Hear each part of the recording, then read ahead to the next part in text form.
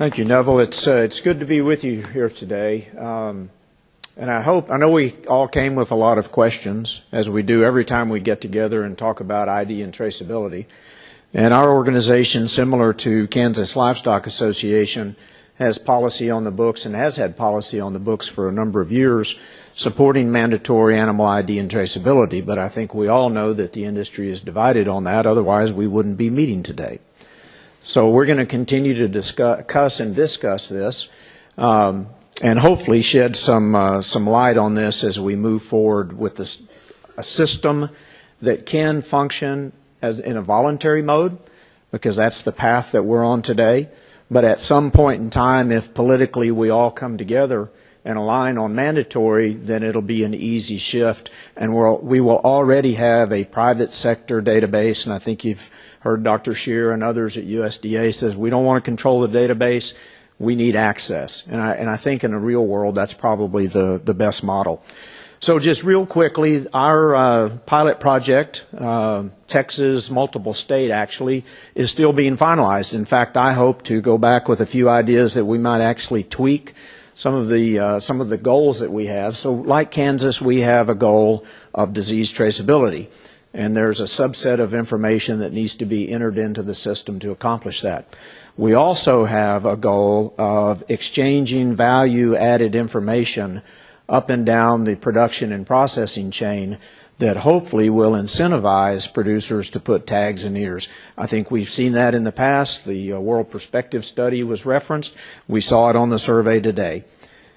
I'm interested in putting a tag in the ear and jumping through hoops if there's some return to the producer. So we hope to facilitate that in this pilot.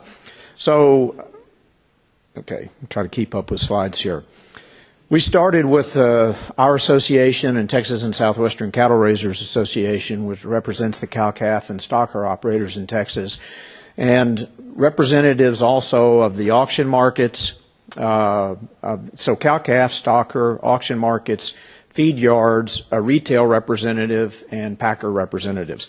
Just because you don't see a name on this list doesn't mean that we haven't collaborated with them or may not add them or may add them in the future as a collaborator as we move forward. Cargill Kentucky Beef Network, shortly after we got underway in our discussions, Kentucky ships a lot of cattle to Texas and the other major feeding states. They reached out and asked if they could be a part of this project. And we said yes, because we also want to test the interstate movement of animals. Our members buy a lot of cattle out of Florida as well. And so we're collaborating with the Florida Cattlemen's Association. I think they're working on a pilot with auction barns and adult cattle, cow-calf, but we're going to collaborate with the Florida Cattlemen's Association on feeder cattle movement, stockers and feeders moving to Texas. Cargill and Tyson were a part of our working group. IMI Global is our database manager. We are going to try to use everything that exists today and see if we can't tie all these pieces together. And then certainly the technology companies, Allflex, Datamars, Ytex, Fort Supply, and Microtrax. So our first goal being disease traceability. Again, IMI is managing that database. They're in the process of finalizing all those data points and how that might work, and how data can be inputted into that system in multiple ways. So we're going to deal with an EID tag number, a date of application, tagged at origin or the next site. We want to test this concept of off-site tagging, which is very important. For example, we'll have a few thousand heads shipped off of the New Mexico ranch at the end of this month to a feed yard in the Panhandle. They don't have the facilities. We want to be able to tag, which we think is pretty easy to demonstrate. We want to tag those cattle at the feed yard, tie them back to that ranch of origin. If this system is going to work in the future, we can't expect all premises of origin and all auction markets to be able, and other points of bottlenecks, feed yards are a bottleneck, in some respects, as you look at the industry structurally, we can't expect all of those entities to be able to put tags in ears and read tags. So we're going to try to facilitate that as well. Each movement will be recorded, prim ID, physical address, GPS coordinates possibly, and then trace back information to with owner name, phone number, email. That data will be accessible to animal health officials. Primarily, we've been talking about state animal health official access, and then APHIS would work with them. That's not to say we might not be able to facilitate direct access to APHIS, but that's not the concept that's on the table today. We're going to use both low frequency 840 tags and high frequency, or excuse me, we're going to back up just a minute. We're going to use both 840 and 900 series tags. There are a number of producers around the country that expressed concern about the hoops to jump through on getting prim IDs. It's not that difficult from the people that we've talked to, but there are producers that would like to participate if they're allowed to use 900 series tags. We intend to facilitate that in this pilot project. We're also going to use all technologies, or at least that's the goal. Low frequency is the predominant technology today. That will likely be the predominant kind of tag that goes into cattle in this pilot project. But we also want to test UHF and also the UHF back tags to see if they can't facilitate speed of commerce through auction markets and other points of concentration where cattle come together.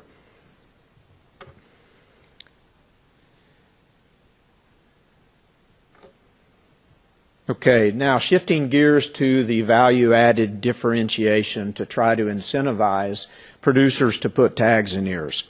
Again, IMI is managing that database for us. Our board decided last week that they would offer a $5 per head incentive, subsidy, whatever you want to call it, to encourage cattle going into the tags into ears and cattle going into the system. That comes with a hook, though. That will be paid when the appropriate data is entered into the system that the buying feed yard perceives as value.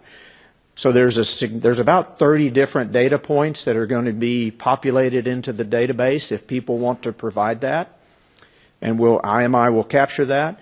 But there will be a subset of that information, which we are wrapping up a survey of participating feed yards as to what do you need to pay the $5.